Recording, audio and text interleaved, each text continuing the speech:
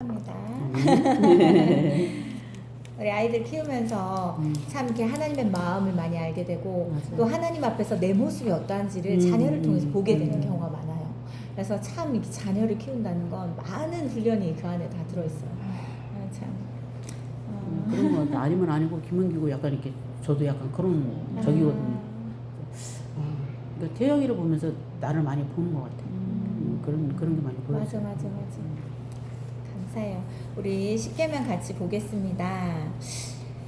일단 우리 십계명이 이제 출애굽기 20장 3절부터 17절까지 나와요. 3절부터 17절까지 이제 쭉 나오는데 하나하나 이제 짚어서 한번 볼게요. 십계명에 대한 사전적 이해. 그래서 보면 첫 번째, 여기 첫 번째 줄에 보면 먼저 아득한 옛날의 십계명이 오늘날에도 유효한 성경적 근거를 살펴보자. 이게 지금 너무 오래전에 주어진 계명인데 이것도 지금 유효한 것인가? 이것이 지금도 우리가 지켜야 할 계명인가? 이것을 먼저 알아보자는 거죠. 밑에 보면 세 번째 줄, 오늘날에도 십계명이 하나님의 절대적인 명령으로 여전히 유효하다면 반드시 성경적인 근거가 있어야 된다. 그 첫 번째, 출애굽기 말씀을 보자 이렇게 되어 있어요. 그리고 여기에 뭐라고 진하게 되어 있는 것이 무엇이냐면 하나님께서 친히 그 돌판에 계명을 새겨 주셨다는 겁니다. 밑에 여기서 중요한 단어는 친이다. 친히 하나님께서 친히 기록하신 돌판을 모세에게 주셨다. 그리고 여기 또 신명기 말씀에 보면 하나님이 손으로 기록하신 것이다. 이 십계명을 이렇게 말합니다. 그렇죠? 그래서 이 얼마나 중요하고 얼마나 귀하고 얼마나 하나님께서 우리에게 말씀하기 원하시고 또 중요한 것이면 우리에게 직접 하나님께서 이것을 기록하셔서 우리에게 주셨냐 이걸 지금 얘기합니다. 말씀 밑에 보면요. 어떤 일이 일어났습니까? 이제 모세가 십계명을 받아 시내산에서 내려오려고 할 때 그것을 못 기다리고 이스라엘 백성들은 어떻게 합니까? 보이는 하나님이 너무 필요해서 너무 불안한 나머지 금송아지를 만듭니다. 그리고 경배하고 있어요. 그리고 모세가 그 앞에 그 돌판을 던져버렸어요. 너무 화가 나가지고 언제까지 이 사람들이 우상을 만들고 이렇게 하는 것을 내가 보아야 되나 하고 너무 화가 난 거예요. 그때에 이 돌판이 깨어졌는데도 어떻게 됐습니까? 또다시 하나님께서 이 돌판을 하나 더 또 쓰셔서 밑에 보세요. 말씀 밑에 보세요. 모세는 2개의 돌판을 다듬어 만들었을 뿐이고 그 돌판의 십계명을 다시 쓰신 분은 하나님이셨다. 여기 보면 출애굽기 말씀에도 내가 그 판에 쓰리니라고 되어 있고 밑에 말씀 여호와께서 언약의 말씀 그 십계명을 그 판들에게 기록하셨더라라고 되어 있어요. 그래서 밑에 보면 하나님께서는 500년에 걸쳐서 40명이라는 사람들을 동원해 가지고 성경이라는 하나의 말씀을 기록했어요. 그렇죠? 그런데 십계명만은 유일하게 하나님께서 직접 쓰셨다. 그리고 이게 한 번이 아니라 동일한 내용을 2번이나 손수 써 주셨다. 그래서 오른쪽에 십계명이 시간과 공간을 초월하여서 영원히 유효한 하나님의 절대적인 명령이기 때문에 하나님께서 이렇게까지 해주신 것이다. 그래서 십계명은 시간과 공간을 초월해서 지금도 유효한 하나님의 절대적인 명령이다. 이걸 우리가 기억하고 십계명을 지키고 마음에 새겨야 합니다. 자, 두 번째는 신명기 말씀을 통해서 우리가 볼 수 있는데 이것은 신명기는 모세가 모압 광야에서 또 가나안 입성 전에 이스라엘 백성이 전한 말씀이었다라고 되어 있어요. 여기 보면 이 말씀이 이 신명기 말씀 여기 세 번째 줄 보면 여호와께서 호렙산에서 우리와 언약을 세우셨다라고 되어 있고 이 언약은 우리 조상들과 세우신 것이 아니요 여기 시제가 뭐라고 되어 있습니까? 오늘 여기 살아있는 우리와 세우신 것이다.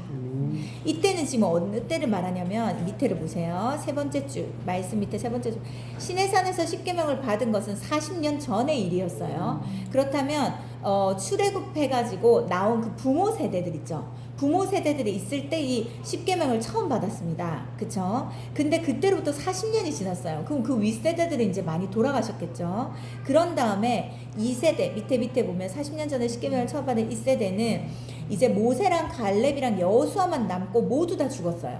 그때에 지금 모세 앞에 있는 사람들은 40년 전에 어린아이였거나 태어나지도 않았던 아이들이었어요. 근데 그들을 향해서 모세가 말합니다. 이 언약은 여호와께서 우리 조상들과 세우신 것이 아니다. 오늘 여기 살아있는 우리 곧 우리와 세우신 것임을 강조했다.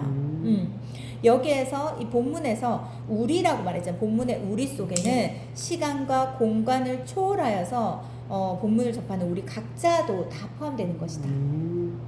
그렇다면 지금도 여전히 이것은 유효한 것입니다. 그래서 이 말씀이 소중하고 귀하고 우리가 따르고 지켜야 되는 충분한 이유가 되는 것입니다. 밑에 보세요. 하나님의 말씀이 시공을 초월한 말씀이기 때문입니다. 본문에 우리에게 우리의 이름을 넣어서 이제 다시 읽어보자. 자, 한번 읽어보겠습니다. 시작. 모세가 온 이스라엘을 불러 그들에게 이르되 이스라엘아 오늘 내가 너희 귀에 말하는 규례와 법도를 듣고 그것을 배우며 지켜 행하라. 정연숙의 하나님 여호와께서 호렙산에서 정연숙과 언약을 세우셨나니 이 언약은 여호와께서 정연숙의 조상들과 세우신 것이 아니요 오늘 여기 살아있는 정연숙과 세우신 것이다. 뭔지 아시겠죠? 지금 바로 우리입니다. 그래서 여기 셋째 바로 위에 보면 십계명은 언제나 현재형으로 유효한 하나님의 명령이다. 현재형이다. 그때만 필요했던 거 아닌가. 지금 그 구닥다리 옛날에 주었던 십계명을 왜 지금 지키려고 하냐. 지금 세대가 이렇게 바뀌었는데 수천 년이 지났는데 라고 말할 수 없는 성경적인 근거가 여기 있다는 것입니다. 셋째로 솔로몬이 예루살렘 성전에서 성전을 하나님께 봉헌하는 장면이 나오는데 거기에서 여기 보면 2, 4, 다섯 번째 줄 보세요. 말씀 두 돌판이 그 궤 안에 있는 두 돌판 외에는 없었으니 라고 되어 있습니다. 이게 뭘까요? 솔로몬은 예루살렘 성전에 지성소, 맨 안에 지성소가 있는데 그 지성소 하나님의 상징인 그 언약궤 즉 법궤를 거기에 안치는데 그 속에 넣은 것이 바로 하나님의 말씀이었고 이것은 두루마리로 된 말씀이 아니라 돌판이었다. 네. 그래서 솔로몬이 지은 성전 안에 그 하나님의 임재가 임하는 그곳에 중심의 그 돌판의 그 하나님의 말씀 이 계명이 거기에 있었다. 이것입니다. 그래서 이게 얼마나 우리에게 중요한 것인가. 하나님께서 이 지성소에서 우리를 만나는 그 지성소에서 지성소에 이 두 돌판을 두실 만큼 하나님께서 이 말씀과 이 언약을 귀하게 여기시고 우리에게 꼭 지키기를 바라는 그 마음이 있으셨다. 자, 오른쪽에 말씀 보면요. 너희는 너희가 하나님의 성전인 것과 하나님의 성령이 너희 안에 거하시는 것을 알지 못하느냐. 성경은 우리 자신을 가리켜서 성전이라고 합니다. 왜냐하면 우리 안에 예수님께서 계시기 때문에. 그러므로 우리가 성전이 되기 위해서는 우리 안에 무엇을 품어야 됩니까? 언약궤를 품어야 됩니다. 말씀. 그래서 우리가 말씀을 듣고 보고 읽고 낭독하고 하는 것입니다. 왜냐하면 우리가 주님이 거하시는 성전이기 때문에. 성전 안에 언약궤가 없다, 성전 안에 말씀이 없다, 이 말이 안 되잖아요. 껍데기만 가지고 있는 거예요. 그죠? 그렇기 때문에 그래서 그 언약궤에 들어있는 말씀의 핵심은 두말할 것도 없이 십계명이다. 아무리 세월이 흘러도 십계명은 그리스도인이 반드시 품고 살아가야 하나님의 절대적인 명령이다. 자, 넷째, 요한 사도는 자신이 본 천국을 다음과 같이 일컬었습니다. 천국을 하나님의 하늘에 있는 하나님의 성전이 열렸는데 성전 안에 뭐가 보였다고 했습니까? 하나님의 언약궤가 보였다. 천국에도 이 또한 하나님의 언약궤가 보였다고 얘기합니다. 그래서 밑에 보면 요한 사도가 보니까 천국에 있는 하나님의 성전에도 하나님의 언약궤가 있었다. 십계명이 들어있는 언약궤가 천국에도 있다는 것이다. 밑에 우리가 천국에 이르기까지 십계명은 소멸되지 않는 하나님의 명령이라는 것을 우리에게 일깨워주는 것이다. 십계명은 시간과 공간을 초월해서 언제 어디서나 항상 유효하다. 자, 밑에 이제 십계명이 이처럼 중요한 이유를 생각해보자. 출애굽기 20장에 나와 있는 말씀이에요. 오른쪽에 보면 넘겨보시면 하나님이 모든 것으로 말씀하여 이르시되 나는 너를 애굽 땅 종되었던 집에서 인도하여는 내 하나님 여호와니라. 십계명 바로 앞에 이 말씀이 있었다는 거예요. 그래서 이스라엘 백성들은 이것까지 1계명으로 지킨다고 합니다. 왜냐하면 이것이 굉장히 중요한, 십계명이 시작하기 전에 중요한 부분입니다. 왜냐하면 하나님의 이 말씀이 십계명의 대전제이다. 성경에서 이집트의 상징은 뭐냐면 죄와 사망의 상징. 그래서 십계명이 중요한 첫 번째 이유는 무엇이냐면 하나님께서 두 번째 줄 하나님께서 죄와 사망에 빠진 인간을 구해 주셨기 때문에 이집트에서 노예되었던 이스라엘 백성들을 구해 주셨기 때문에 죄와 사망의 노예였던 인간을 구해 주실 뿐 아니라 신분을 바꿔 주셨습니다. 하나님의 자녀로. 그리고 그 신분에 걸맞는 수준의 삶을 살도록 명령하신 것이 십계명이다. 그렇다면 십계명은 누구에게 주어진 것입니까? 구원받은 자입니까? 구원받지 않은 자입니까? 구원받은 자. 구원받은 우리에게 주어진 것이에요. 구원받은 우리, 구원받아 하나님의 자녀가 된 우리, 앞으로 어떻게 살 것인가? 하나님의 자녀라는 신분이 주어진 우리는 앞으로 어떻게 살아가야 될 것인가를 정확하게 알려주는 것이 바로 십계명입니다. 그래서 말씀도 없고 자기 마음대로 신앙생활하는 사람들이 결국은 교회와 믿는 사람들이 엿보이는 것이에요. 말씀대로 살면 절대 그렇지 않습니다. 자, 밑에서 2, 4, 네 번째 줄 더 내려오면요. 자, 신데렐라 이야기가 나옵니다. 신데렐라를 아내를 맞으면 왕자는 어떻게 합니까? 왕자비의 신분에 걸맞는 수준의 삶을 가르쳐 줍니다. 근데 이것은 누굴 위함입니까? 왕자를 위한 것이 아니라 바로 신데렐라 자신을 위해서예요. 그 수준의 삶을 몸에 배어야지 왕궁에서 왕자비의 역할을 다 할 수 있기 때문입니다.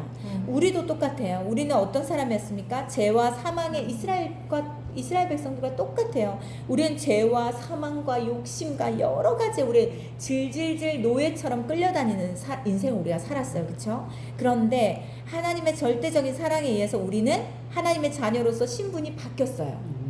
그래서 우리는 형제 자매라고 부르지만 어떻게 합니까? 아이들 찬양 보면은 공주 왕자 이런 거 얘기해요. 그렇죠? 그리고 왕이신 하나님, 우리는 자녀들이라고 얘기합니다. 그리고 우리에게는 엄청난 영적인 권위가 있습니다. 권세가 있어요. 신데렐라의 신분 상승과는 비교가 불가능한 수직 상승이다. 그렇다면 이 신분에 걸맞는 수준의 삶이 마땅히 있어야 된다. 하나님께서 그 수준의 삶을 살게끔 우리에게 계명을 주셨고 그것이 바로 십계명이다. 이걸 그렇다면 우리가 하나님의 자녀고 또 구원받은 사람이라면 십계명을 무시하고 살 수 없다는 것입니다. 그래서 옆에 그렇게 십계명의 중요성은 절대적이다. 하나님께서 십계명을 주신 것은 하나님 당신을 위함이 아니라 바로 우리를 위해서다. 나는 너를 애굽 땅 종되었던 곳에 인도하는 내 하나님이다. 이것을 1계명에 넣는 이유가 바로 이것이 전제되어야 이 십계명을 지킬 수 있기 때문입니다. 자, 오른쪽에 보세요. 세 번째 줄. 자, 세 번째 줄 제가 말했던 십계명을 반드시 지켜야 되는 대전제가 바로 이것이다. 이 말씀이다. 되어 있고요. 십계명이 중요한 두 번째 이유가 나옵니다. 하나님 사랑, 사람 사랑이 구체적인 내용으로 제시되어 있기 때문입니다. 1계명부터 4계명까지는 하나님 사랑, 그 5계명부터 10계명까지는 사람 사랑. 결국은 이 10계명 전체는 하나님 사랑하는 것과 사람 사랑하는 것을 다 요약해 놓은 것이에요. 그쵸? 자, 그래서 이 말씀 이제 쭉 밑에 이 말씀 이미 다 알고 있는 말씀인데 이건 뭐냐면요. 예수님을 시험하려고 사두개인들이 물어봅니다. 어느 계명이 더 큽니까? 근데 장수를 넘겨보세요. 예수님 뭐라고 말씀하셨습니까? 너는 마음을 다하고 뜻을 다하고 힘을 다하여 내 하나님 여호와를 사랑하라 라고 얘기해요. 그 다음에 원수를 갚지 말고 어떻게 내 이웃 사랑하기를 너 자신과 같이 하라. 하나님 사랑, 이웃 사랑을 예수님이 말하고 이것이 가장 큰 계명이라고 답하십니다. 그리고 이 두 계명이 온 율법과 선지자의 강령이니라 하고 말씀하시면서 이 말씀 밑에 2, 4, 다섯 번째 주 보면 율법서와 선지자로서 이루어진 구약 성경이 하나님 사랑과 사람 사랑의 두 기둥 위에 세워졌다라는 것을 말씀하신다. 구약 전체, 신구약 전체는 하나님 사랑과 사람 사랑의 두 기둥이 다 있다. 그리고 옆에 보면 하나님 사랑, 사람 사랑은 그리스도인의 삶의 핵심이다. 그렇다면 예수님의 이 말씀이 십계명과 무슨 관련이 있는가? 자, 십계명의 두 돌판에 기록해 주셨는데 첫 번째 돌판의 제1계명부터 제4계명 하나님 사랑이다. 5계명부터 10계명까지 사람 사랑이다 되었죠. 따라서 우리가 10계명을 쫓아 살면 우리 삶 속에서 하나님 사랑과 사람 사랑을 절로 이루어지게 되는 것이다.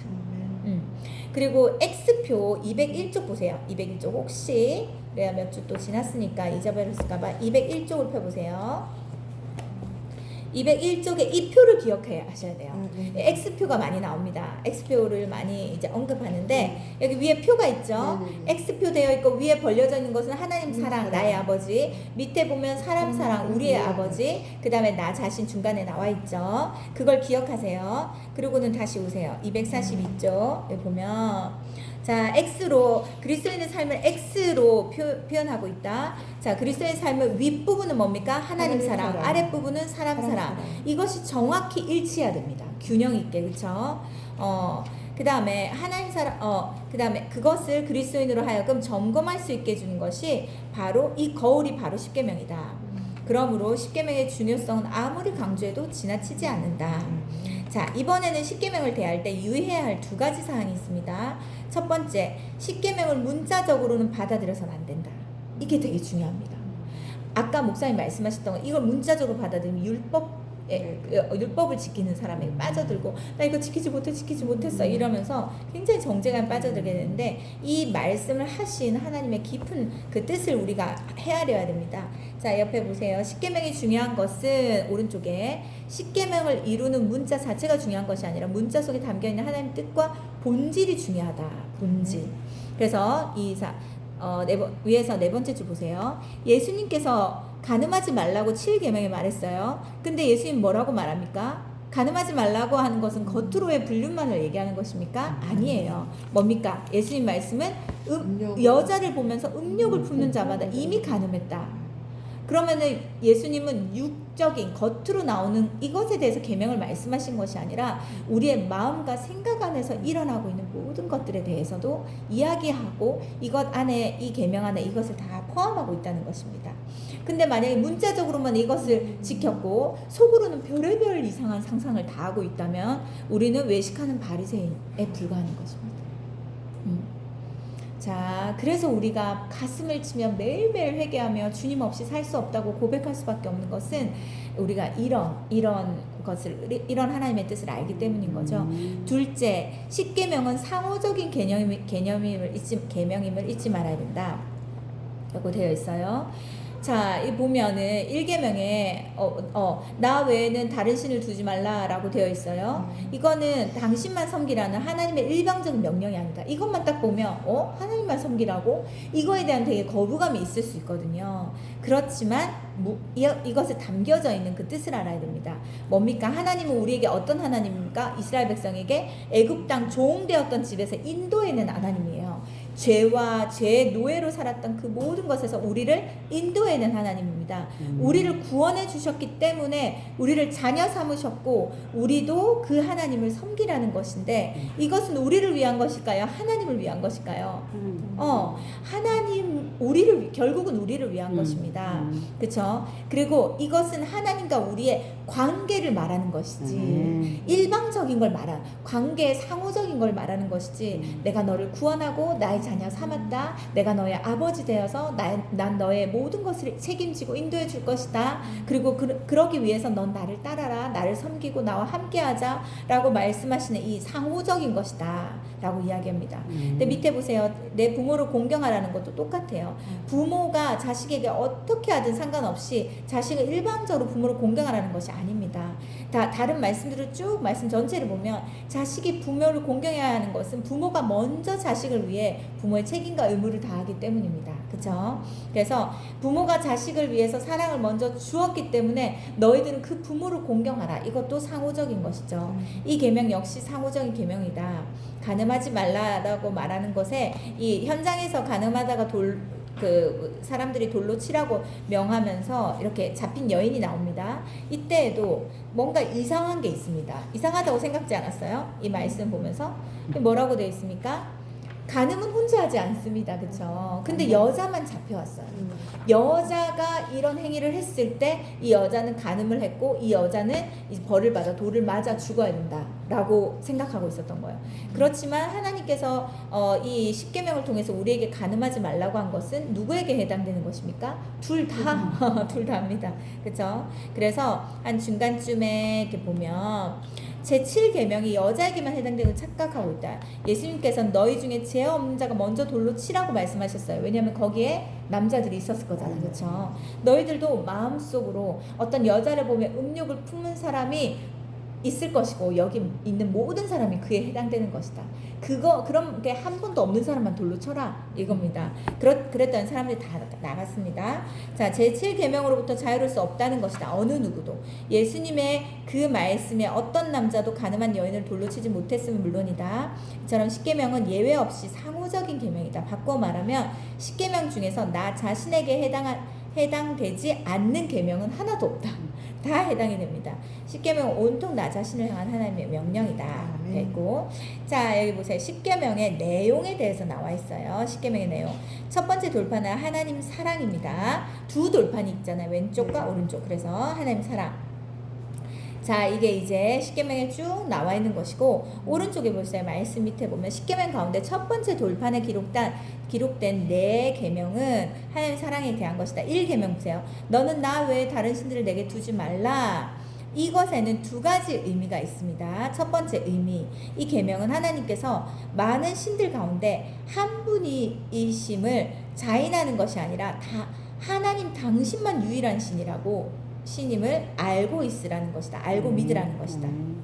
왜냐하면 이 시대에 이집트는요, 다신의 나라였어요. 별게 다신이 됩니다. 지금 어느 나라 같습니까? 다른 나라들도 다 그렇지만 일본을 가면 엄청나게 많은 다신을 하나로 만족이 안 되는 거, 불안한 거예요. 섬의 나라잖아요. 얼마나 불안합니까? 그러니까 이것도 믿었다가 저것도 믿었다가, 그래서 그 사이에 예수님을 놓고 함께 믿습니다. 그러니까 이게 말도 안 되는 것이, 그래서 유일신이라는 것에 대해서 이 첫 번째 계명에 이것이 나옵니다. 자, 보세요. 쭉 넘겨서 그 다음 장 넘겨보세요. 자, 일단 하나님만이 유일신이라는 것은 하나님께서 천지를 창조하셨어요. 그리고 우주 만물과 인류의 역사를 지금도 주관하고 계시고 그분이 하나님밖에 없습니다. 그래서 그러므로 우리는 하나님만 섬기는, 하나님만 우리에게 유일신다라고 이야기합니다. 밑에 보세요. 하나님께서 이집트의 노예살이에서 구해내신 이스라엘 백성들을 인도해내신 여정을 보면 그것이 이스라엘 백성에게 하나님 당신이 누구인지를 구체적으로 일깨워주는 교육 과정이었다. 하나님께서 먼저 그들을 홍해 앞으로 인도하셨어요. 홍해 앞으로 인도하셔서 어떻게 하셨습니까? 홍해를 가르셨어요. 마른 땅으로 지나가게 하셨습니다. 그쵸? 그러면서 이 밑에서 2, 4, 6의 8에 8주 쭉 오면 하나님 당신께서 바다와 땅을 주관하고 계심을 이스라엘 백성에게 친히 보여주신 거예요. 내가 이 모든 것들을 다스리고 있다. 난 바다를 열게 할 수도 있고 닫게 할 수도 있고 바다 밑에 땅을 보이게 할 수도 있고, 그쵸? 그것을 물로 채울 수도 있다. 이 모든 것들은 나의 주관과 나의 다스림 아래 있다라는 것을 하나님께서 친히 보여주신 것입니다. 밑에서 세 번째 줄 보면요, 또 여기 보면 물 한 방울도 없는 신의 강야로 이스라엘 백성들 데려갑니다. 실제로 그곳에 가보면 우리가 이스라엘을 지금 갈 수 없지만 가보면 하나님께서 이스라엘 백성들을 얼마나 사랑하셨는지 확인할 수 있대요. 정말 아무것도 없대요. 아무것도 먹을 거란 아무것도 없는데 그 광야에서 하나님은 어떻게 하셨습니까? 날마다 자신의 백성들에게 하늘에서 양식을 비처럼 내려주셨어요. 이것이 하나님만이 나의 유일한 하나님이시다. 나를 창조하신 분이시고 내가 섬길 분이고 또 내 예배를 받게 합당하신 분이시고 나를 돌보시는 분이시다 라는 것을 알게 하는 거죠, 이 광야에서. 그래서 오른쪽에 2, 4, 다섯 번째 보면 다시 말해 하나님 당신만 온 우주를 주관하시고 유일하신 하나님이심을 확인시켜 주셨다. 자, 밑에 보면 제1계명의 두 번째 의미는 무엇이냐면 온 우주 만물을 주관하시는 유일한 하나님께서 이미 우리를 구원해 주셨고 또 앞으로 책임져 주실 것이기 때문에 오직 그분만 섬기라는 것이다. 인간을 먼저 찾아와 주시고 구원해 주시고 책임져 주신 분은 언제나 하나님이다. 다른 신들을 보세요. 나한테 와서 섬기라 하고 모든 것들을 빼앗되 그것에 대해서 책임져 주지 않습니다. 달라고는 하지만 그것에 대해서 책임져 주지 않습니다. 두려움만 줍니다. 이런 재앙이 있을 거야, 이런 저주가 있을 거야, 이걸 막기 위해서 이만큼의 돈이 필요하고 이런 구슬을 해야 되고 얼마나 많은 불안함과 두려움을 주는지 모릅니다. 그런데 하나님은 어떻습니까? 내가 너를 만들었으므로 내가 너가 예배하기 위해서 내가 너를 만들었으므로 너가 나를 예배하고 우리의 관계 안에서 내가 너의 아버지 됨으로 내가 너의 인생을 책임져 줄 것이다. 함께 해줄 것이다. 라고 말씀하시는 사랑의 하나님이십니다. 자, 밑에 보세요. 2, 4, 5번째 더 내려오면 유일하신 하나님께서 우리와 무관하신 천상만의 하나님이 아니라 하늘 안에서의 하나님만이 아니라 우리를 먼저 찾으시고 부르시고 책임져 주시고 사용해 주시는 우리의 하나님 아버지시기에 그분만 섬겨야 한다.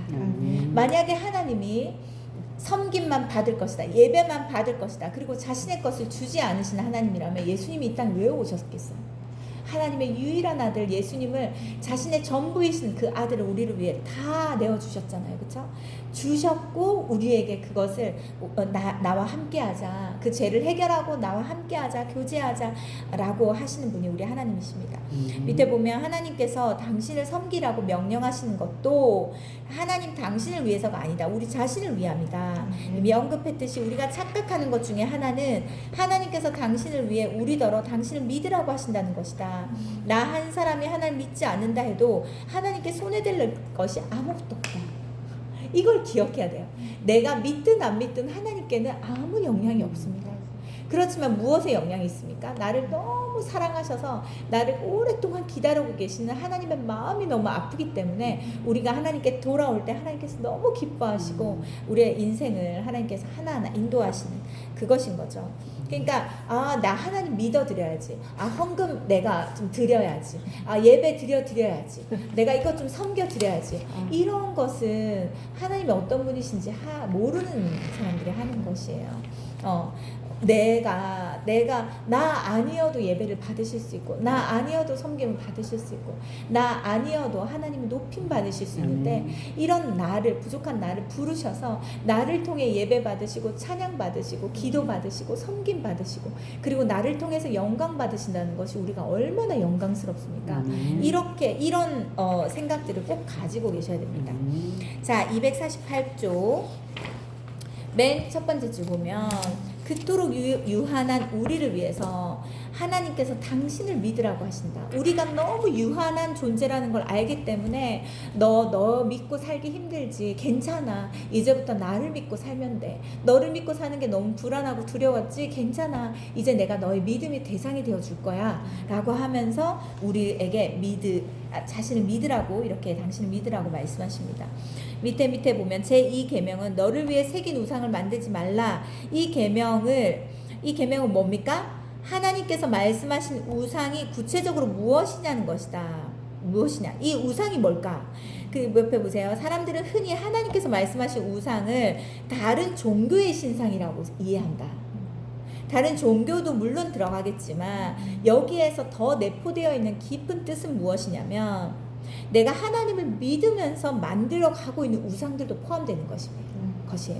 이게 믿는 사람들에게 준 거예요, 계명을. 그렇다면 믿지 않는 사람들이 우상을 섬기는 것이지 믿는 사람들이 우상을 섬기지 않잖아. 하나님 섬기니까. 근데 왜 이 말씀하셨을까요? 믿는 사람에게도 우상을 만들기 때문입니다. 믿는 사람들도 또한. 왜냐하면 하나님만 믿는 것으로 불안하니까.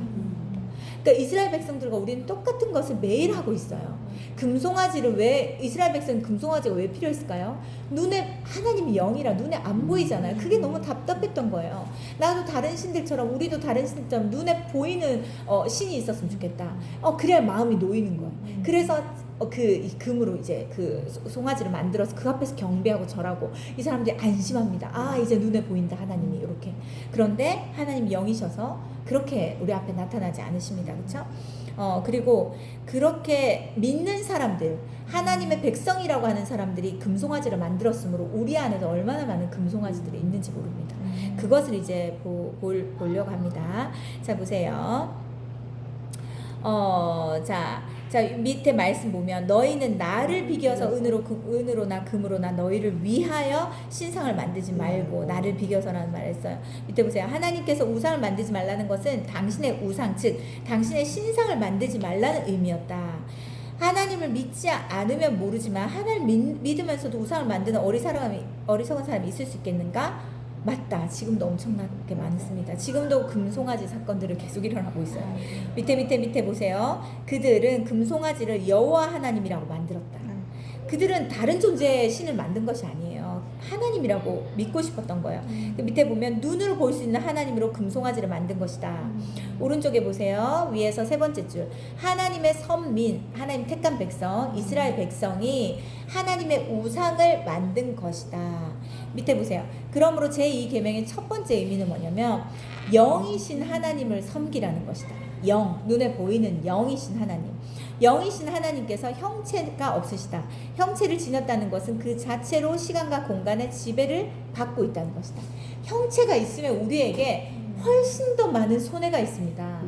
말했잖아요. 예수님이 지금도 이 땅에 계셨더라면 이스라엘에서만 사람들이 만날 수 있었을 거고, 한국에서만 만날 수 있었고, 미국에 있으면 한국에서 만날 수 없고, 이 시간과 공간의 이 한계에서 벗어날 수 없습니다. 그런데 영으로 함께하고 계시며 온 땅에, 온 나라의 온 백성들을 동시에 동시간대 만나줄 수 있습니다. 그렇죠? 그렇기 때문에 영이신 하나님에 대해서 우리가 인정하고 믿는 것은 너무 중요한 부분입니다. 자, 한 중간쯤에 보세요. 그러나 찾으셨어요? 그러나 하나님은 형상이 없는 영이시기에 시간과 공간을 초월하여 우주 만물을 주관하실 수 있고 우리 한 사람 한 사람과 개별적으로 함께 하시면서 우리 각자를 다 도우실 수 있다. 이게 얼마나 우리에게 감사한 일이에요. 그쵸? 자, 보면요, 태국이나 이런 데 가보잖아요. 이렇게 우상숭배 많이 하는 나라들 전도행 가보면요, 눈알이 뭐 10개씩 있고 팔이 막 뭐 100개씩 있고 이런 거 보이죠? 그게 뭘 말하는 걸까요? 그러니까 나는 너가 팔 하나 있는, 팔 2개 있는 너보다 더 많은 팔이 있으므로 너를 도울 수 있다. 이걸 상징하는 것이고, 눈 2개 있는 너보다 내가 더 많은 눈이 있으므로 더. 근데 이게 눈이 있어봤자 몇 개고 팔이 있어봤자 몇 개겠어요. 이것은 말도 안 되는 거죠. 근데 그것이 나보다 더 능력 있는 존재라는 것을 알고 그 앞에서 사람들이 이제 절하고 섬깁니다. 자 그래서 뒤로 한번 넘겨보세요. 넘기시면 자 위에서 250 두 번째 줄 보면 아무리 태양이 커도 보세요. 태양을 섬기는 그 나라들이 많이 있습니다. 그것도 형체를 지닌 태양은 시간과 공간의 지배 속에 있다. 밑에 하나님께서는 태양보다 더 크시면서 영이시기 때문에 언제나 시간과 공간을 초월하신다. 그 다음이 중요합니다. 여기가 포인트입니다. 그래서 우리가 하늘에 있는 땅, 하늘에 있든 땅 위에 있든 바다에 있든 땅 속에 있든 상관없이 하나님께서 언제나 우리와 함께 하시며 당신의 사랑과 빛으로 우리를 품으시고 우리를 도우십니다. 영이신 하나님께만 가능한 일인 것입니다. 그래서 지금도 북한 땅 안에서 지하에서 예배하고 있는 사람들이 있어요. 그렇죠? 그 사람들의 예배를 받으시고 우리의 예배를 받으실 수 있는 것이 이게 마땅한 것이에요. 숨어서 예배드린다고 주께서 듣지 못하시는 것이 아닌 것이 하나님은 영이시기 때문입니다. 그래서 중간쯤에 보세요. 그러므로 찾으셨어요. 그러므로 우상을 만들지 말라는 제2계명은 하나님께서는 영이심으로 영이신 하나님을 섬기라는 의미다. 시간과 공간의 지배를 받는 유한한 인간이 시간과 공간을 초월한 영이신 하나님을 아버지로 믿는다는 것은 바로 복 중의 복이다. 이것만큼 복이 있는 게 없는 거예요. 그렇죠? 자, 제2계명의 두 번째 의미는 자, 이것도 중요합니다. 마음으로도 하나님의 우상을 만들지 말라는 것입니다. 마음으로도. 이게 우리한테 엄청 중요합니다. 하나님은 이런 모습이실 것이라며 하나님의 형상을 만드는 순간 우리는 시간과 공간을 초월하신 영이신 하나님을 그 형상 속에 가두게 되기 때문에 마음으로도 만들지 말라. 그래서 오른쪽에 보세요. 오른쪽에 한 7번째 줄 내려오면 금으로 왜 금송아지를 만들었잖아요. 금이 무엇의 상징입니까? 욕망의 상징입니다. 그렇죠? 그때도 지금도 금은 귀한 것이니까 밑에 보세요. 그들은 금송아지 형상으로 하나님의 우상을 만들음으로써 그 우상이 자신들의 욕망을 채워주는 황금 요술 방망이가 될 것이라고 믿었다. 이들이 바랬던 하나님이 이런 하나님인 거예요. 뚝딱 하면 나오는. 지금도 우리가 기복주의 신앙인들 있잖아요. 이렇게 하면 이거 주시겠지, 저렇게 하면 이거 주시겠지. 아니에요. 하나님 우리를 사랑하셔서 주시는 것이고 우리가 주를 위해 하는 모든 것들은 상급으로 하나님께서 돌려주신 것입니다. 무엇을 받기 위해서 얻어내려고 애쓰는 그것이 아니라는 거예요. 자 보세요. 그래서 결국은 결국 그들은 하나님의 형상을 손으로 만들기 전에 마음으로 이미 만들었다. 아, 이런 게 있었으면 좋겠어, 좋겠어, 좋겠어. 그런 사람들이 모여가지고 바로 그걸 만든 것이에요. 그렇죠? 그래서 그들의 마음 속에 탐욕에 의해서 만들어진 하나님의 우상이 결과적으로 눈에 보이는 금송아지로 나타난 것이다. 모세가 바로 사람들 앞에서 하나님이 이렇게 말씀하셨습니다 하고 인도하고 모세를 따를 때는 모세도 사람이잖아요. 뭔가 불안해. 모세도 불안. 모세가 리더로 세워져가지고 지도자로 세워져서 뭔가 불안해. 뭔가 눈에 보이는 어떤 것이, 마음이 놓이는 어떤 것이 있어야 될 것 같으니까 모세가 없을 때다 이렇게 해버렸잖아요. 옆에 보세요. 잊지 말라. 우상은 인간의 손으로 빚어지기 전에 언제나 인간의 마음 속에서 먼저 빚어진다. 그러므로 너희를 위하여 새긴 우상을 만들지 말라는 것은 자신의 탐욕을 위하여서 하나님의 우상을 손으로 빚지 말라는 명령이기 전에 임의로 하나님을 규정하는 마음속의 우상조차도 빚지 말라는 것. 마음속에서 우상 만들지 말라. 이것이 이 안에 담겨져 있는 하나님의 깊은 뜻입니다. 자, 그래서 그리고 이 마음속의 우상은 곧 우리를 부패하는 것이라고 이야기합니다. 스스로 부패하여 라고 얘기하죠. 자, 넘겨보세요. 넘기시면 네 번째 줄 보세요. 영적으로 부패해서 자기도 모르게 자기 스스로 하나님을 만들어내는 하나님이 되는 것이다. 만들어내는 하나님. 그래서 하나님의 우상은 마음으로도 만들어서는 안 된다. 그렇다면 우리 자신이 의식하지도 못하는 가운데 우리 마음으로 이미 빚어 움켜쥐고 있는 하나님의 우상에는 어떤 것들이 있을까? 마음의 우상은 어떤 것들이 있을까? 아, 하나님 이런 하나님이겠지라고 우리가 만들어 놓은 하나님은 어떤 것이 있을까? 요거 보세요. 첫 번째, 거의 모든 그리스도인들이 하나님은 가장 나를 사랑하신다, 나를 가장 사랑하신다는 우상을 지니고 있대요. 이게 맞는 말입니까? 틀린 말입니까? 맞는 말 같기도 하고 틀린 말 같기도 하죠. 근데 이게 맞으려면 하나님은 나를 너무너무 사랑하시기 때문에 내 옆에 있는 그 사람 또한 사랑하신다까지 되어야 이게 맞는 말이에요. 근데 하나님 나를 사랑하신다 이게 뭘까요? 이게 바로 자기 사랑에 빠지게 돼요. 오직 자기애, 자기가 가장 귀한 거예요. 자기가 가장 중요하고 자기가 가장 우선인 것이에요. 그리고 자기 사랑에만 딱 고립해서 살게 됩니다. 이게 얼마나 위험한 것인가요? 이게 말세에 나타나는 징조가 자기 사랑이거든요. 자, 보세요. 그래서 밑에 보면 하나님께서 자신을 사랑하는 것과 똑같은 사랑으로 다른 사람도 사랑하심을 믿을 때 비로소 X에 나오는 사람 사랑이 이루어진다. 그래서 하나님은 나를 가장 사랑하셔, 나만 사랑하셔, 이런 것들은 잘못된 메시지입니다. 이 우상이에요. 두 번째, 내가 하는 일을 하나님께서 가장 기뻐하신다. 이것도 맞는 것 같으면서도 또 이상해요. 그렇죠? 이게 무엇일까요? 거의 모든 그리스도인들이 이런 생각들을 갖고 있고 또 자신이 하는 일이 가장 중요하다고 생각합니다. 그래서 이것이 우선이어야 돼. 다른 사역들은 다 뒤로 미뤄져. 이게 먼저 이렇게 하는 것은 잘못하면 이런 우상에 빠져 있다는 거죠. 마음적으로. 뭘까요? 밑에서 한 5번째 보면 자신이 하는 일이 가장 중요하다고 믿기에 자신의 일에 협조하지 않는 사람은 믿음이 없다라고 판단해버린다. 평가해버린다. 아, 저 사람 믿음이 없구나. 내가 지금 너무 중요한 일을 하고 있는데 여기에 같이 동력 안 해? 아, 저 사람 믿음이 없구나. 이렇게 판단해버리는 것. 이것은 굉장히 위험한 겁니다. 그러나 하나님 앞에서는 큰 일이든 작은 일이든 고아원이든 양로원이든 해외 선교든 국내 선교든 동일하게 하나님께서는 중요합니다. 귀하게 여기십니다. 어느 것 하나 귀하지 않은 것이 없습니다. 누구든지 자신이 하는 일이 가장 중요하다고 내세우는 순간부터 그 사람은 그 누구와도 동역할 줄 모르는 독불장군이 됩니다. 자기밖에 모르는 사역자가 되는 거죠. 얼마나 힘들게 하는지 모릅니다. 이게. 자, 또 오른쪽에 세 번째 보세요. 그 다음에 세 번째 우상, 마음의 우상 무엇입니까? 하나님께서는 나만을 통해서 역사하신다. 이겁니다. 자신만을 통해서. 내가 없으면 안 돼. 내가 꼭 있어야 돼. 나만을 통해서 주께서 일하셔. 이런 생각들이 있을 수 있어요. 있을 수 있습니다. 왜냐면 열매가 있다면 그럴 수 있어요. 내가 어떤 사역을 했는데 그의 성과와 열매가 계속 나타나요. 그러면은 마치 내가 한 것처럼 이게 느껴지게 착각하게 됩니다. 그게 굉장히 위험한 상태예요. 내가 빠지면 아무것도 안 될 것 같고 모든 게 정지될 것 같고 절대 그렇지 않습니다. 그쵸? 하나님께서는 하나님의 일을 이루시려고 그에게 능력 주셔서 그 모든 것들을 이루시고 성과와 열매를 나타나게 하신 것이지, 다른 아무리 연약한 사람이라 할지라도 그 사람의 주님께서 능력 주시고 지혜 주시면 누구나 할 수 있는 것입니다. 이 밑에 보세요. 하나님께서 이름 없는 어린아이를 통해서도 역사하심을 믿는 사람만 어떤 공동체에서도 하나님의 겸손한 도구가 될 수 있다. 그래서 다른 사역들을, 또 다른 어떤 여러 가지 하나님 나라를 다양하게 섬기는 사람들을 우리가 귀하게 여겨야 됩니다. 내가 관심이 없다고 해서, 내가 별로 마음에 감동이 없다고 해서 낮게 보거나 하찮게 보거나 작게 보아서는 안 됩니다. 하나님이 어떻게 보시는지를 잊어서는 안 됩니다. 네 번째, 내가 주님을 위하여서 일하는 이상 나의 일은 반드시 성공해야 된다는 우상이다. 이건 반드시 성공해야 돼. 실패하면 안 돼. 실수하면 안 돼. 이것 또한 우상이라는 것이에요.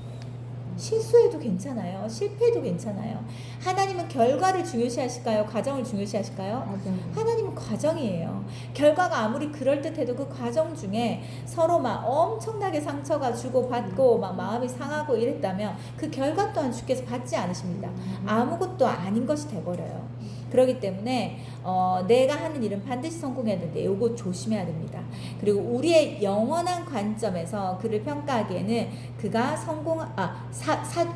사도 바울 얘기가 나오잖아요. 사도 바울이 2000년 전에 죽었어요. 우리 영적으로 보았을 때는 그는 성공한 사도예요. 근데 사람의 관점으로 보면 뭡니까? 참담한 실패자예요. 목 잘려 죽은. 그런데 우리가 하나님의 일을 하기 때문에 세속적인 관점의 성공을 반드시 거둬야 된다라고. 세속적인 관점의 성공은 무엇일까요? 사람들이 알아주는 성공. 이거 진짜 잘했다라고 말하는 그런 것들 있잖아요. 그런 것들.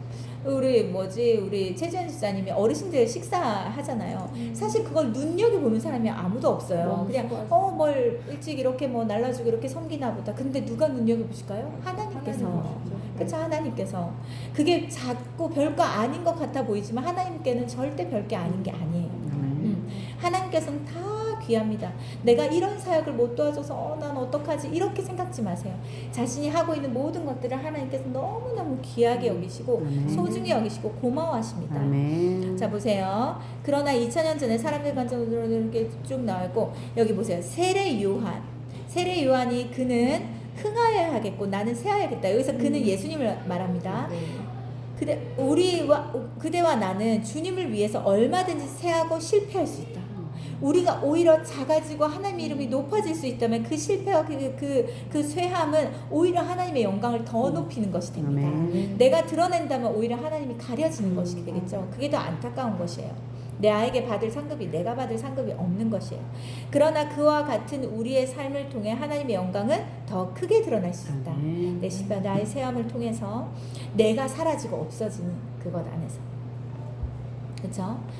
우리가요 보면 저기 이제 우리가 또 전도행 캠프 준비를 하다 보면 여러 가지 일들을 하게 되잖아요. 근데 최근에 이런 일이 있었어요. 두 사람이 했던 일이었어요. 그런데 한 사람이 한 줄 안 거예요, 다. 그리고 이 한 사람을 아무도 언급하지 않은 거예요. 섭섭한 거예요. 섭섭한 마음이 드는 거예요. 네, 똑같은 거예요. 이 사람 이름이 드러났네? 왜 나는 알아주지 않지가 아니라 나는 이곳에서 알아주지 않지만 하나님이 다 보셨어. 그러면 오히려 이 사람에게 하나님께서 더, 그죠? 사람으로부터 인정받지 못한 이 모든 것들을 주님께서 더 보상하시고 더 축복하십니다. 그거에 대해서 감사해야 되는데, 이 신앙이 어리게 되면 왜 안 알아주지? 나도 같이 했는데 왜 내 이름은 아무도 말하지 않지? 그거에 굉장히 실족하고 시험에 들게 됩니다. 자, 보세요. 우리 교회에 열매가 나타나고 하나님이 영광 받으시는 부흥이 임했던 것은요, 다 욕심 없이 주께서 하라 하신 것을 이루었을 때였어요. 이 반찬 사역도 마찬가지예요. 보세요. 그 반찬을 먹는 분들이 지금 바로 교회로 옵니까? 교회로 오는 분만 반찬을 주겠습니다 이렇게 합니까? 아니잖아요. 등록한 교인들만 우리가 주겠습니다 이렇게 하지 않아요. 그분들이 오든 안 오든 우리 끊임없이 하나님 사랑을 반찬으로 전합니다. 하나님 당신을 사랑하십니다. 할머니 할아버지 사랑하십니다라고 했는데, 이번 주 주일에 할아버지가 오신대요. 이 반찬을 받는 분인데 오늘 제가 만나고 왔어요.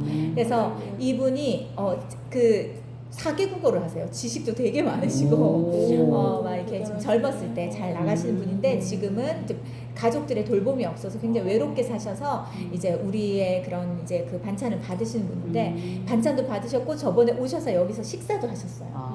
그리고 우리 교회를 지나갈 때마다 이 교회를 볼 때마다 마음이 되게 좋은 마음이 있었대요. 그랬는데 가까운 교회를 찾다 보니까 이 교회인 거예요. 그래가지고 아무튼 연결을 받기 위해서 우리가 이렇게 했어요. 우리가 그런 계산을 하고 그런 계획을 짜고 그런 욕심으로 시작한 사역이 아니잖아요. 우리의 순수한 마음, 하나님 사랑을 전하고 싶었던 순수한 마음을 주께서 아세요. 그것에 대해서 주님은 반드시 그게 바로 뭐 1개월 뒤일 수도 있고 1년 뒤일 수도 있고 10년 뒤일 수도 있습니다. 그러나 그 수고와 그 헌신은요 절대 헛되지 않습니다. 예전에 우리가 영어부 예배를 시작할 때도 아기 학교를 시작할 때도 그랬어요. 그때 아기 학교에 영어는 우리 혜인이밖에 없었어요. 6개월 된 우리 혜인이 다 다른 교회 성도였어요. 그래서 여러 가지 얘기들이 나왔습니다. 우리 성도도 지금 케어하기가 바쁜데 다른 엄마들, 다른 애기들까지 우리 교회에서 이렇게 섬겨야 되나? 근데 내가 주님께 기도할 때마다 하나님은 그와 다르게 말씀하셨어요. 교회, 어느 교회든 하나님의 교회인 것이고 그 엄마들이 목말라하고 우울해하고 외로워하고 영적으로 그 굶주려 있다면 그것을 먹여야 되는 것이 마땅히 우리가 해야 되는 것이고 그 교회에서 그것이 이루어지지 않는다면 그것에 대해서 도움을 줘야 되는 것이고 그래서 그 교회를 힘있게 섬기게 해야 된다. 하나님의 사람으로 세워서 그런데 무슨 일이 일어날게요. 이게 딱 1년 정도만 두세 명 이렇게만 있다가 이걸 계속 해야 됩니까? 하나님이 하라 해서 또 계속하고 그 순종이 계속 이어졌을 때 그리고 동력하는 분들도 계셨고 했을 때 딱 1년이 지났을 때 그때부터 하나님께서 사람들을 보내주기 시작하시는 거예요. 우리 드림교회 차에 가득 한 엄마가 왔는데 이 엄마가 엄마들을 다 떼거지로 데리고 온 거야. 증평 아이고. 그래서 얼마나 열정적이었는지 몰라요. 왜냐면 그 사모하는 한 엄마가 영적으로 너무 목마르 애기 키우면서 여기서 예배도 못 드리잖아요. 영적으로 목말라 말씀도 못 들어 그래서 계속 시들시들 메말라 가고 있는데 그 아기와 함께 이곳에서 예배를 드리면서 이제 살아난 거예요. 그러면서 그 엄마들을 제대로 모은 거죠. 그리고 가자 해가지고 증평에서 한 차가 이렇게 왔어요. 그리고 또 어느 교회에서 또 오고 이렇게 하면서 이 부흥이 이루어졌습니다. 처음에 근데 그러면서 그 안에서 교회를 찾지 못해 방황한 사람이 있었던 거예요. 그러면서 우리 교회를 오게 되고 상황이 여의치 않아서 교회가 너무 멀어가지고 이쪽으로 옮겨야 되는데 이 교회에서 내가 돌봄과 영적 케어를 받고 싶다 해가지고 그러면서 오신 분들이 오영미 권사님과 이런 분들이에요. 그렇죠? 그래서 이게 참 신기하고 놀라웠던 건 처음에 우리가 그런 계산이 있었을까요? 그 재정, 교회 재정을 왜 그 다른 교인들한테 쓰고 왜 다른 사람들한테 씁니까? 그걸로 인해서 불편한 사람들이 있었을 거예요. 그렇지만 하나님은 그렇지 않아요. 그런 계산과 그런 계획과 그런 욕심이 없이 하나님이 하라고 한 것을 이제 순수한 마음으로 순종하려고 할 때 하나님 역사하십니다. 부흥되기 시작해요. 그때 그 당시에요 5명의 엄마가 동시에 임신을 했어요. 5명이 한두 달 사이에 다 태어났어요. 그때 아기가 노아였어요. 노아. 맞아. 그리고 지금 이사 가가지고 막 이렇게 했던 애들이 있는데 그러니까 엄청난 부흥이 일어났던 거예요. 그 엄마와 아기가 오는 것은 엄청난 부흥이 딸려옵니다. 감자나 고구마 듯이 그 엄마가 남편들을 데리고 오고 그렇죠? 근데 내가 이것을 처음부터 계획했을까요? 계산했을까요? 나 그런 걸 생각할 수가 없었어요. 한 번도 해보지 않은 사역이었기 때문에. 근데 하나님 그렇게 하십니다. 또 하나 더 있습니다. 다음 세대 사역이에요. 교회마다 다음 세대 재정을 지원하지 않습니다. 재정 지원이 가장 열악한 것이 다음 세대예요. 왜일까요? 당장 나오는 헌금이 없습니다. 애들한테. 애들이 푼돈 100원, 500원, 1000원씩 해가지고 무슨 교회 부흥에 도움이 됩니까? 그리고 애들은 시간이 너무 많이 걸려요. 근데 어른들은 바로바로 반응이 옵니다. 은혜 받으면 헌금도 할 수 있고, 그쵸? 헌신도 할 수 있고, 봉사도 할 수 있고, 즉각적인 도움이 있습니다. 그래서 다음 세대 이 재정을 투자하지 않습니다. 그런데 그렇게 하면 안 돼요. 그렇게 하는 경우에 이 다음 세대 주일학교 아이들이 점점 없어지는 거예요. 지금 교회들마다 주일학교 아이들이 얼마나 적어지는지 몰라요. 성경학교를 못 해가지고 이번에요. 그 보셨죠? 여전도의 방에 보셨어요? 어디 영화 사모님 올릴 건데 우리 교회에 그 이제 목사님은 갑자기 돌아가셔가지고 소천하시고 작은 교회인데 그 초등부 아이들이 다 5-6명 정도 되고 중고등부 아이들이 또 4-5명 정도 된대요. 그래서 그 아이들을 원래 우리 우리가 캠프 안에서 우리 중고등부 애들이 섬기려고 했었어요. 근데 그 사정을 들어보니까 주일날 오후에 사정을 들어보니까 아무리 생각해도 이 전도사님 혼자 성경학교를 못할 것 같아. 여러 가지 상황이. 그래서 근데 마침 그 성경학교에서 전도사님 마가복음 통독을 하신대요. 근데 우리 성경학교도 마가복음 통독을 하거든요 이번에. 그래서 그냥 전도사님 그 애들을 데리고 오세요. 그럼 우리가 여기에서 다 먹이고 섬기고 이렇게 하겠습니다. 연합하면 되잖아요. 그 교회 성경학교 우리가 섬기면 되잖아요. 그렇게 했더니 이 전도사님 너무 기뻐하시는 거예요. 너무 고마워하시고 이 전도사님 목사님 돌아가시고 나서 어른 돌보랴 애들 돌보랴가 너무 힘드셨던 거예요. 그래서 전도사님은 그냥 여기서 전도사님 아이들만 케어해 주세요. 그 나머지는 우리가 다 하겠습니다. 우리 이번에 실내 수영장 할 수 있는 거 엄청 비싼 거를 50만 원으로 깎아가지고 빌렸거든요. 마당에다 놓고 애들 놀게 하려고.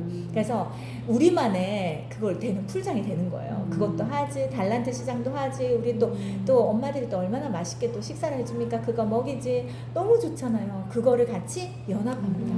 이것도 또한 또 불편해할 수도 있어요. 왜 우리 교회 애들 더 먹이고 우리 교회 애들 더 해주고 뭐 그럴 수 있잖아요. 내 애들 내 입에 들어간 내 아이 입에 들어가는 것만 생각하면 큰일 납니다. 그거 하나님 뜻이 아니에요. 우리 중고등부 애들도 마찬가지예요. 중고등부 애들도 부모 없이 교회를 나오고 이번 캠프를 처음 하는 애들이 있어요. 내 아이가 여기 와서 어떤 은혜를 받았으면 좋겠다. 어떤 은혜 그렇게 하지 마시고 이 아이들이 다 내 자녀인 것처럼 품고 이 아이들이 세워져야 우리 교회가 살아나요. 그 만약에 이 아이들이 세워지지 않고 주님 만나지 않으면 다음 세대의 교회가 점점 적어집니다. 지금 코로나로 인해서 교회가 얼마나 많이 문 닫았어요. 큰일 납니다. 그래서 다음 세대에 투자해야 돼요. 우리 교회는 그래도 너무 감사하게 재정부에서도 또 목사님도 이 다음 세대 재정을 많이 합니다. 그래서 아이들이 하나님 안에서 세워질 수 있도록 많이 돕고 세워가고 있어요. 재정의 많은 부분을 쓰고 있어요. 그래서 이처럼 이것이 애들 돌아다니는 애들 시끄럽다. 그러니까 어른들이 중심되지 않는다. 뭔가 좀 소외되는 것 같다. 이렇게 생각지 마시고 이 아이들이 우리의 미래이고 우리 교회 미래인 거예요. 그래서 이 아이들이 나중에 집사님 내가 말했잖아요. 우리 청년들 있잖아요. 지금 우리 사랑할 거 하잖아요. 걔네들이 주님 안에서 누구를 만나 교제하잖아요. 그래서 결혼을 하잖아요. 걔네들이 집사님, 안수 집사님, 장로님, 권사님들이 될 사람들이에요. 그렇죠? 그리고 그 자녀들이 또 세워져야 돼요. 이렇게 세대에 이어서 믿음이 계속 계승되기를 위해서 우리가 집중적으로 그 모든 것들을 쏟아야 되는데 그러지 않습니다. 이게 진짜 안타까운 현실이에요. 근데 그 결과를 지금 교회들마다 혹독하게 경험하고 있어요. 그렇게 했더니 어떻게 되었는지에 대해서 이번에도 아이들이 하나님 만날 수 있도록 많이 기도해 주셔야 되고 진짜 우리가 금식하면서 기도해야 돼요. 왜냐면 우리 자녀까지도 그나마 괜찮아요. 어떻게 되는 줄 아세요? 우리 자녀 밑으로 못 내려가면 큰일입니다. 세대가 이어지게 해야 돼요. 왜냐면 하나님의 말씀에 뭐라고 되어 있습니까? 하나님께서 믿음의 몇 대부터 하나님께서 축복이 풀어진다고 합니까? 물론 1세대가 제일 힘들긴 합니다. 1세대가 진짜 힘들어요. 이 가정 안에서 보면 처음으로 예수님 믿는 사람들이 얼마나 많은 그 십자가를 지고 그 기도와 눈물을 흘리는지 모릅니다. 1세대가 힘들지만 그게 2세대가 되고 3세대가 되고 4세대가 되잖아요. 그게 5대, 4대, 5대까지 되잖아요. 그럼 4대부터는요 얼마나 많은 은혜와 축복이 풀어지는지 모릅니다. 왠지 아세요?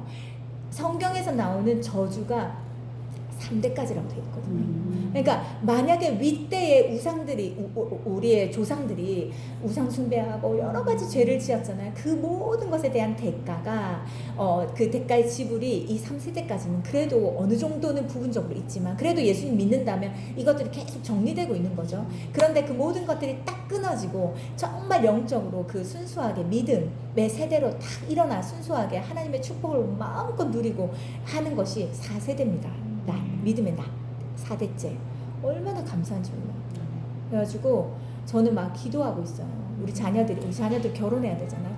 엄마들 입을 크게 벌리고 기도하세요. 저는 자녀들을 위해 기도하잖아요. 저희 자녀들이 못 소리기를 위해 일단 기도했어요. 왜냐면 하나님 앞에 순결을 지키기 위해서. 그래서 우리 의기가요. 누구도 사귄 사람이 없다고 하면 애들이요. 믿지를 않는데요. 그래서 요즘 애들은 초등부터 사귀기 때문에 그래서 나는 못 사귄 게 아니라 안 사귄 거야 라고. 왜냐면 우리 엄마가 그렇게 기도해가지고 나는 한 명도 못 사귀었어. 근데 지금은 그런 사람들이 얼마나 희귀한지 아세요? 얼마나 특별합니다. 특별한 누구도 안 사귄 것이 오히려 특별해요. 그래서 3명 다 그래요. 근데 거기에 하나를 더 했어요. 기도를 제가 얼마나 배우자 기도를 많이, 왜 배우자가 진짜 중요해요. 배우자가 얼마나 중요한지 남은 평생이 달려있어요. 제가 청년 때요, 우리가 앞에서 막 청년으로 막 섬기잖아요. 어떤 배우자를 만난지에 따라 청년 이후의 모든 삶이 다 달라집니다. 인생이 얼마나 꼬이고 막 좌절되고 어두워지고 막 별의별 인생을 다 삽니다. 그래서 아무튼 그런데 배우자를 기도하는, 그런데 제가 기도 제목에 하나를 더 추가했어요. 4대 이상은 돼야 되지 않을까요? 왜냐면 제가 4대거든요. 제가 4대면 그렇게 큰 욕심은 아니에요. 우리 애들은 5대니까. 그러면 근데 제가 보면은 물론 하나님의 은혜도 너무 많고 그렇지만 사실 좀 노력 없이 그 얻어지는 은혜와 축복들이 사실 너무 많아요. 설명할 수 없는. 그것들은 우리 윗대에 기도로 눈물로 쌓았던 것들이 너무 많은, 그걸 내가 지금 먹고 있는 거예요. 내가 뭘 잘해서 얻는 것이 아니라는 걸 제가 너무 잘 알아요. 그렇기 때문에 4대는 돼야 되겠습니다. 그러니까 애들이 그 얘기를 듣더니 또 화들짝 놀라면서 우리 또 만나기 더 어려워졌어. 괜찮아. 온 세계 안에 한 명이면 돼. 그 한 명이 없을 리가 없어. 하나님은 전능하셔. 반드시 그 한 명을 어떤 방법으로든지 만나게 해주실 거야. 아빠가 서울 끝에 있는데 부산 끝에 있는 내가 만났어. 하나님은 어떻게든 만나게 해주셔. 근데 준비되는 것이 중요해. 나는 준비되지 않으면서 난 이런 사람 만나고 싶어 이렇게 하면 안 되기 때문에 내가 얼마만큼 준비되어 있는지에 따라 달라지는 것이므로. 그리고요, 애들한테 그런 얘기 해줍니다. 뭔 얘기 하냐면, 지금 자기한테 관심을 가지는 사람 있잖아요. 그 사람은 딱 내가 그 수준이라고 생각하면 된다. 왜냐면 그 사람이 준비되어 있으면요, 그 사람이 눈에 들어오게 되어 있어요. 근데 내가 준비되어 있지 않은 사람은 딱 준비되지 않은 사람이 눈에 들어옵니다. 그러면서 계속 타협하게 됩니다. 아, 이래도 되지 않을까? 저래도 되지 않을까? 이렇게. 근데 제가 안타까운 건 이번에도 우리 목사님이 우리 그 목사님의 큰 누나가 환갑이었어요. 그래서 환갑 잔치 겸 아버님이 이제 그 쓰러지셨으니까 다 모여서 식사를 했었는데 그 자리에서 우리 목사님이 울면서 기도를 했어요. 왜일까요? 우리 매형들이 아무도 예수님 믿지 않아요. 우리 아버지는 지금 돌아가셔도 예수님 믿고 구원받아 갈 수 있고 우리 자녀들 믿는 우리 자녀들은 뒤따라 갈 수 있지만 이 믿지 않는 가족들이 있는 거에 대해서 너무 안타까워서 그 가와한 정식에서 눈물을 흘리고. 왜? 근데 그 매형들이 어떤 매형들인지 아세요? 세례까지 받은 매형들이에요. 예수님 믿기 전에 교회 다닐 거라고 철저하게 우리 어머니가 약속하고 교회 다니고 세례까지 받았어요. 근데 마음이 바뀐 거예요. 잠깐 결혼하고 싶으니까 잠깐 그 마음을 그렇게 한 거예요. 근데 그 매형들이 우리 가문의 아픔이에요. 아무리 세상적으로 성공하고 세상에 굉장히 높은 지위에 있어요. 우리의 손에 꼽히는 그 지위에 있어요. 서울대 나오고 엄청난 사람들이에요. 근데 너무 불쌍해요. 영혼으로 보면. 겉으로 보면, 세상적으로 보면 우리 가문의 자랑일 수 있지만 영혼의 눈으로 보면 제일 우리의 아픔이고 우리의 눈물이에요. 그걸 보면서 우리 목사님이 너무 우시는 거예요. 그래서 이게 참 쉽지가 않아요. 영혼 구원, 가족들 구원이 쉽지가 않습니다. 일단 우리 오늘은 여기까지 하고 다음 주는요. 다음 주는 수요일 날 우리가 화요일 저녁부터 우리 저기를 하잖아요. 화요일 저녁부터 우리 수요일부터 시작을 하려고 했었는데 수요일 날 오전부터 강사님이 오신다고 해가지고 화요일 저녁부터 시작하기로 했어요. 그래서 화요일 7시부터 이제 저녁 먹고 그때 OT하고 예배 드리고 서로 좀 섞일 수 있는 시간을 충분히 갖고 마음을 열게 한 다음에 이제 수요일부터 강의를 듣는데 션니아라고 이제 부부가 와서 성에 대한 것과 이성 교제에 대해서 성경적인 기준을 정확히 제시해 줄 거예요. 그래서 이제 그런 것들을 쭉쭉쭉 하는데 일단은 기도가 너무너무 필요하고 그 다음에 제가 이 아이들은요 지금 중고등부 애들도 그렇고 청년들도 그렇고 제일 심각하고 제일 문제가 큰 건 뭐냐면 지금은 어느 정도 기준이 세워졌어요. 근데 멀쩡한 교회를 다니고 있는 성도들인데도 청년들인데도 기준이 없는 사람들이 너무 많고 세상 청년들 대학생들과 다를 게 하나도 없어요. 그리고 이래도 되지 않아요 라고 해요. 심지어는 뭐 교제할 때 잠자리를 갖고 여러 사람들과 잡아야지 나랑 맞는 사람을 안다는 것이 믿는 청년들에게도 이미 들어가 있어요. 이것이. 그리고 그렇게 하지 않으면 나는 누구도 사귈 수 없다라는 위축된 그런 마음들이 있어요. 인기가 없을 것이다. 사람들이 나를 좋아하지 않을 것이다. 그러니까 잘못된 고집된 메시지가 너무 많아서 너무 많아요. 그러니까 이 매체와 드라마와 영화와 이 맞아요. 모든 매체들을 통해서 사람들에게 심어준 사단의 메시지가 너무 큰 거예요. 그래서 지금 뭐예요? 섹스리스 부부가 너무 많대요. 결혼 전에 할 거 다 해봐가지고 결혼하고 나서 아무 재미가 흥미가 없는 거예요. 그래서 뭐가 이럽니까? 바람을 피는 거예요. 또 다른 사람을 맞아, 찾습니다. 이게 악순환인 거예요. 아. 죄의 악순환. 그렇게 되지 않기 위해서 우리가 성적으로 또 이성 교제를 할 때 어떤 방향으로 어떻게 해야 되는지, 그 샨리아가 엄청난 부부들에게 영향을 주고 있는데, 그 젊은 청년들에게 영향을 주고 있는데, 영향을 준 청년들이 결혼을 했잖아요. 근데 교제할 때 둘이서 카페를 만나가지고 공개적인 장소에서만 만납니다. 카페를 만나서 둘 다 같이 에어팟으로 찬양을 들으면서 둘이 예배하면서 교제합니다. 그런 청년들이요, 결혼을 하면 얼마나 행복하겠어요. 그리고 한 번도 서로를 이게 성적으로 접촉하지 않는데 이 결혼 생활이 얼마나 행복하겠어요. 그러니까 매일매일 천국을 사는 거예요. 이런 청년들을 너무 많이 보고 있는 거예요. 그러니까 이거는 지금 불가능하다고 말하지만 절대 그렇지 않다. 가능하다.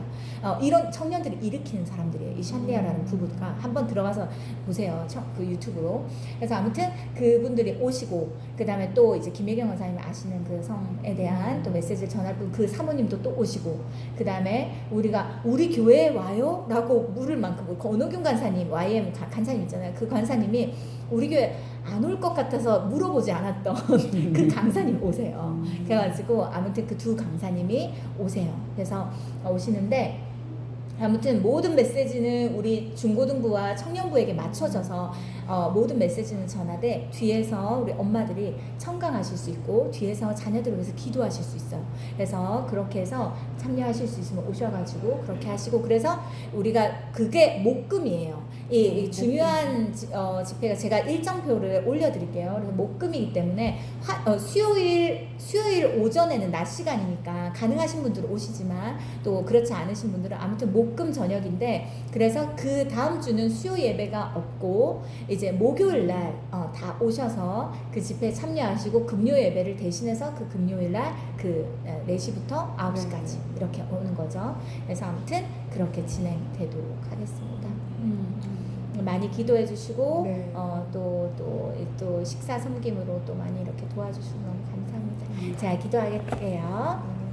하나님 감사합니다. 오늘도 하나님께서 또 많은 은혜를 주셔서 감사합니다. 하나님, 우리가 사람 보기에 좋은 성과가 있는 그런 교회가 아니라 하나님이 꼭 하라고 하신 것들, 이것이 먼저라고 말씀하신 것들, 그리고 무엇에 우리의 마음과 재정과 모든 것들을 쏟아야 하는지 말씀하시는 것들, 그것들을 쫓아서 이 교회가 이 아이들을 세워가기를 원합니다. 하나님, 우리에게 맡겨주신 자녀들, 우리 마음대로 되는 것이 아무것도 없는데 하나님, 우리 자녀들이 하나님 만나 하나님의 자녀로서 온전하게 세워져 가는 것을 보게 하여 주시옵소서. 아멘. 우리 자녀들에게 온전치 않은 모든 것들이 주의 사랑으로 다듬어지게 하시고 깎여지게 하시고, 아멘. 그래서 내가 다 만질 수 없는 모든 것들을 주님께서 만져주시고, 하나님 우리 자녀들을 만나주시고, 또 이번에 성령 세례를 받는 시간인데 성령을 체험하고 성령님과 함께하는 삶이 얼마나 행복한 것인지를 아는 시간 되게 해주시고, 성과 이성 교제와 또 모든 만남에 대한 하나님의 기준을 아이들에게 심어주심으로 그 기준에 걸맞지 않은 모든 사람들에 대해 관심을 갖지 않고 자신을 순결하게 지켜갈 수 있는 모든 우리 중고 청년부들 되게 하여 주시옵소서. 아멘. 아버지, 이렇게 귀하게 준비된 이 아이들에게 반드시 하나님께서 또 믿음의 가정과 또 믿음의 배우자를 준비하고 계심을 우리가 믿고 신뢰합니다. 하나님, 우리 교회 안에 훈련되어진 이 모든 청년들과 이 자녀들이 또 믿음의 가정을 이루어 이 교회 안에 집사와 안수집사와 권사님과 장로님으로 세워져 이 교회를 더 건강하고 아름답게 세워져 갈 수 있는 다음 세대가 되게 하여 주시옵소서. 아멘. 아버지 감사합니다. 이것을 위해서 우리가 기도를 모을 때 우리의 기도에 주님께서 역사하여 주시옵소서. 아멘. 감사드리며 예수님 이름으로 기도드렸습니다. 아멘. 네, 수고하셨습니다.